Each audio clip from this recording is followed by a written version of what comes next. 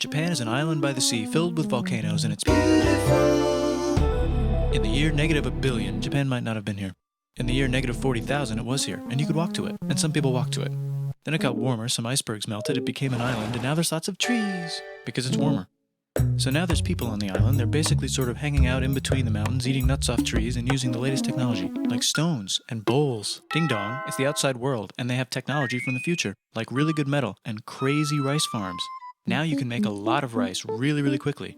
That means if you own the farm, you own a lot of food, which is something everybody needs to survive. So that makes you king. Rice farming and rice kingdoms spread across the land, all the way to here. The most important kingdoms were here, here, here, here, here, here, and here. But this one was the most important, ruled by a heavenly superperson, or emperor for short. Knock knock, get the door, it's religion. The new prince wants everyone to try this hot new religion from Biek. Please try this religion, he said. No, said everybody. Try it, he said. No, said everybody again, quieter this time. And so the religion was put into place, and all the rules that came with it. Then the government was taken over by another clique, and they made some reforms, like making the government govern more, and making the government more like China's government, which is a government that governs more. Hi, China, they said. Hi, dip China. Can you call us something else other than Japan? Like what? Said China. How about Sunrise Land? Said Japan. And they stole China's alphabet and wrote a book about themselves. And then they made lots of poetry and art and another book about themselves. Then they stopped moving the capital every time the emperor died and kept it in one place for a while, right here. And they conquered the north finally. Get that squared away. A rich hipster named Kukai is bored with modern Buddhism, visits China, and learns a better version, which is more spiritual. Comes back, reinvents the alphabet, and causes art and literature to be great for a long time. And the royal palace turned into such a dream world of art that they really didn't give a shit about running the country. So if you live outside the palace, how are you supposed to protect your shit from criminals? Hire a samurai. Everyone started hiring samurai. Rich, important people hired samurai. Poor people who could not afford to hire samurai did not hire samurai. The samurai became organized and powerful, more powerful than the government. So they made their own military government, here. They let the emperor still be emperor, but the shogun is actually in control. Breaking news, the Mongols have invaded China. We've invaded China, said the Mongols. Please respect us, or else we might invade you as well. Okay, said Japan. So the Mongols came over, ready for war, and died in a tornado. But they tried again, and had a nice time fighting with the Japanese, but then died in a tornado. Then the emperor overthrows the shogunate. Then the shogunate overthrows him back and moves to Kyoto and makes a new shogunate. And the emperor can still dress like an emperor if he wants, that's fine. Now there's more art. Like painting with less colors, collaborative poetry, plays, monkey fun, tea parties, gardening, architecture, flowers. It's time for who's going to be the next shogun. Usually it's the shogun's kid, but the shogun doesn't have a kid. So he tries to get his brother to quit being a monk and be the next shogun. He says okay, but then the shogun has a kid. So now who's it going to be? Vote now on your phones. And everyone voted so hard that the palace caught on fire and burned down. The shogun actually didn't care. He was off somewhere doing poetry. And the whole country broke into pieces. Everyone is fighting with each other for local power, and it's anybody's game. Knock knock, it's Europe. No, they're not here to take over. They just want to sell some shit, like clocks, and guns, and Jesus. So that's cool, but everyone's still fighting each other for control, now with guns. And wouldn't it be nice to control the capital, which right now is puppets, with no one controlling them? This clan is ready to make a run for it, but first they have to trample this smaller clan, which is in the way. Surprise, the smaller clan wins, and the leader of that clan steals the idea of invading the capital and invades the capital, and it goes very well. He's about halfway through conquering Japan when someone who works for him kills him, and then someone else who works for him kills them, and that guy finishes conquering Japan. And then he confiscated everybody's swords, and made some rules. And now I'm going to invade Korea, and then hopefully China, he said, and failed, and also died. But before he died, he told these 5 guys to take care of his 5-year-old son until he's old enough to be the next ruler of Japan. And the 5 guys said, yeah, right, it's not going to be this kid, it's going to be one of us, because we're grown-ups. And it's probably going to be this guy, who happens to be way more rich and powerful than the others. A lot of people support him, but a lot of people support not supporting him. They have a fight, and he wins, and starts a new government, right here. And he still lets the emperor dress like an emperor, and have very nice things. But don't get confused, this is the new government, and they are very strict. So strict they closed the country. No one can leave, and no one can come in. Except for the Dutch, if they want to buy and sell. They have to do it right here. Now that the entire country was not at war with itself, the population increased a lot. Business increased, schools were built, roads were built, everyone learned to read, books were published, there was poetry, plays, sexy times, puppet shows, and Dutch studies. People started to study European science from books they bought from the Dutch. We're talking geography, skeletons, physics, chemistry, astronomy, and maybe even electricity. Over time, the economic and cultural prosperity began to gradually slow down. Knock knock. It's the United States, with huge boats, with guns. Gunboats. Open the country. Stop having it be closed, said the United States.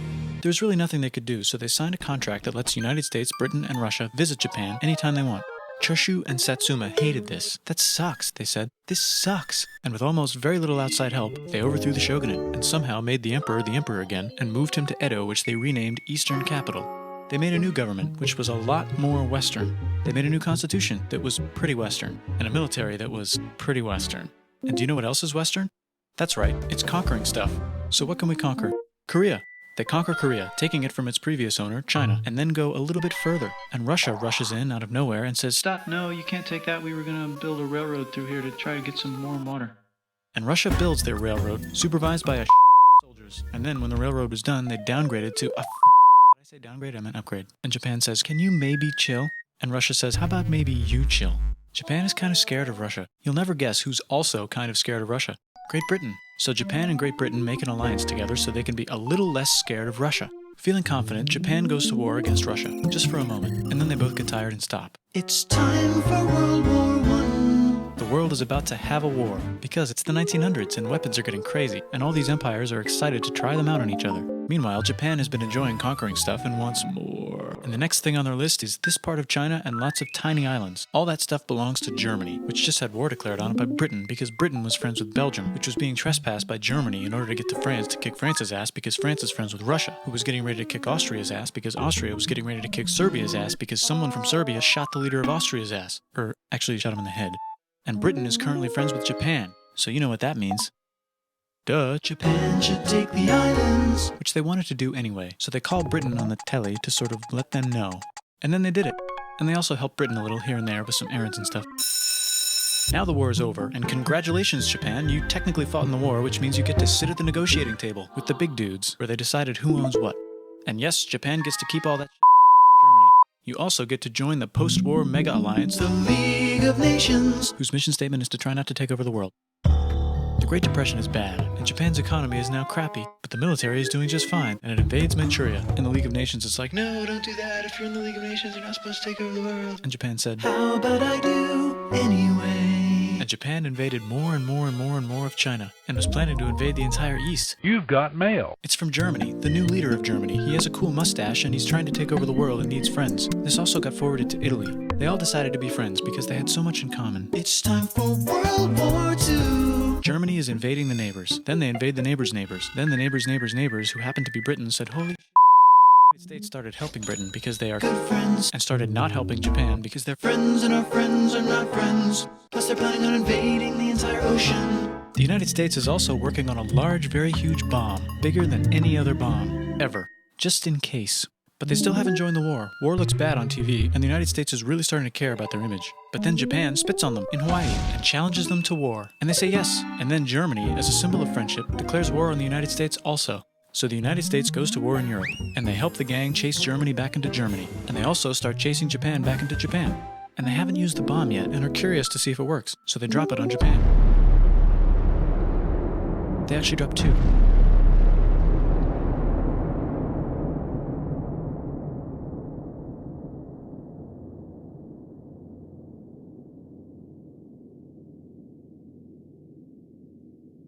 The United States installed a new government, inspired by the United States government, with just the right ingredients for a post-war economic miracle. And Japan starts making TVs, VCRs, automobiles, and camcorders as fast as they can, and also better than everybody else. They get rich, and the economy goes wild, and then the miracle wears off. But everything's still pretty cool, I guess. Bye.